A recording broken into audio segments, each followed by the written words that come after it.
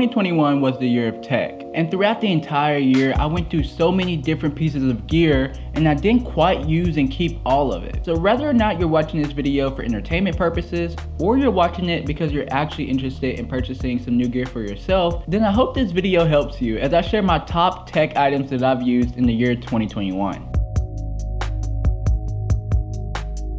There were so many different cameras that came out this year, and I actually started this year with the Blackmagic 6K. Now, to keep things short and brief, I actually ended up selling that camera to upgrade to the Pro version. However, the Sony FX3 came out and I was really interested in that camera and ended up purchasing it. Since then, I have been so incredibly happy with this camera, and it's actually the camera that I'm filming on right now. Now, other than my FX3, I use one other camera. I wonder if you guys can guess what it is. And if you guessed the iPhone 13 Pro Max, then you're correct. This camera is incredible on this phone, and I often use it as a B cam or even sometimes as an A cam. I'm so surprised with the image quality that you can get from this smartphone, especially using ProRes and using apps like Filmic Pro. So between both of those two cameras, I get the job done and I actually have a fun time doing it.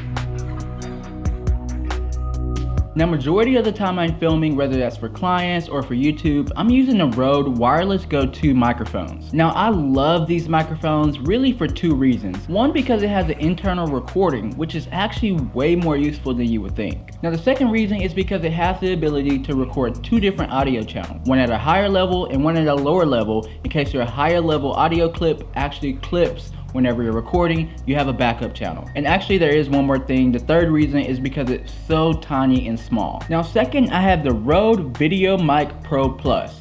That's a mouthful. Now, this is also an incredible microphone, and I'm actually using that microphone right now to record this video, and I have the Rode Wireless Go 2 actually hooked up to this microphone so I don't have to run a cable to my camera. In my opinion, this is still one of the best microphones that you can buy for vlogging, and it actually does help whenever you're having these sit down talking headshots to throw this guy on your camera and get some great sounding audio. For about the past 2 years, I've been using the Aperture 300D Mark II, and I can't be more happy with this light. Now, right now as I'm recording this video, I have it hooked up to this huge softbox, and I'm actually only using it at 67%. If you're in the market for a heavy duty, durable light, then this is the one that I would go with. But if you're interested in something that gets just as bright for a cheaper price, I believe in some of their newer lights that are much cheaper, linked below in the description. And just so you guys know, so that you don't think I'm just throwing products at you to buy, I actually have bought those lights and used them before.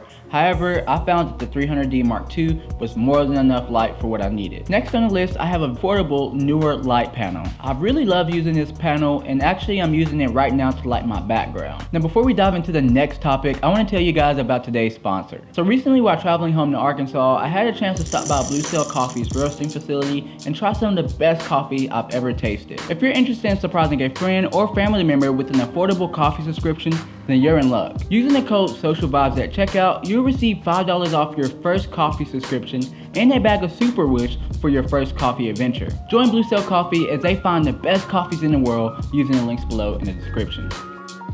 And again, I'm not joking, it's literally the best coffee I've ever had.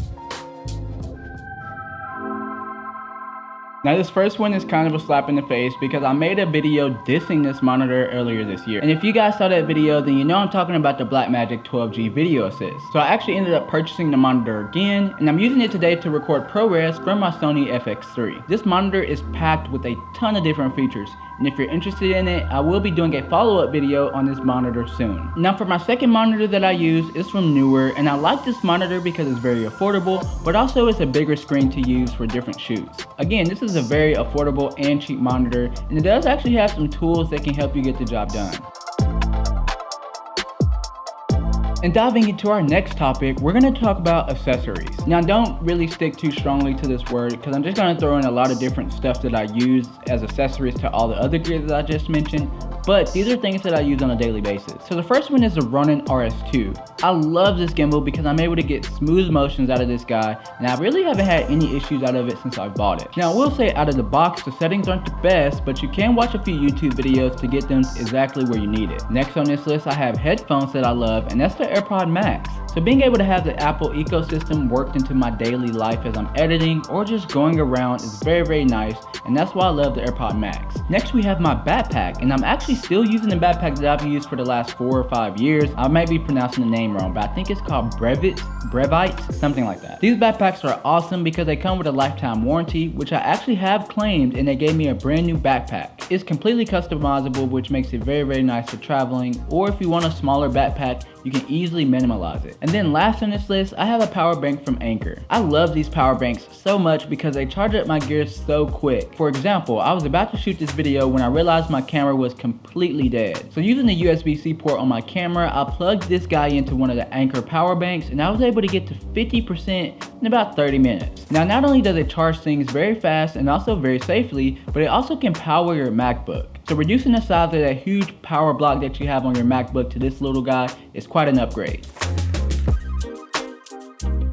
I started the year out using a pretty specced out MacBook Pro 16-inch. And not too long after the year started, I actually sold that MacBook and bought the new M1 MacBook Air. Now I do love this laptop, however, I would say do not get the base model because I do run out of space and RAM quite often. So if you're looking for a MacBook on a budget, don't go with the 8GB model, go with the 16GB model, or if you have the money, go ahead and buy the new MacBook Pros. Alright guys, and so that is all for me. I know there may be some things that I left out, or actually a lot of things that I left out. I have quite a bit of gear here, but if you're interested in any other things that I've actually kept throughout the year 2021, then please let me know in the comment section below. Until then, I'll see you guys in the next video.